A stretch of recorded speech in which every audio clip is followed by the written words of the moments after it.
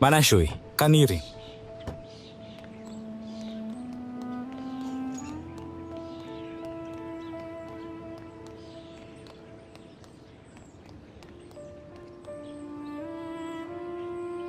Xullas, mana shu uy. Shu uyni yaxshilab tozalab chiqish kerak. Uyning ichkarisini, tashqarisini, xullas hamma joyini. Xo'sh, qancha so'raysiz? 100 berasizmi? Rostdan $100 tozalaysizmi? Dollar? Ha, $100. Mayli, kelishdik. Mabodo sherik kerak emasmi? Birozingiz qiynalib qolmaysizmi?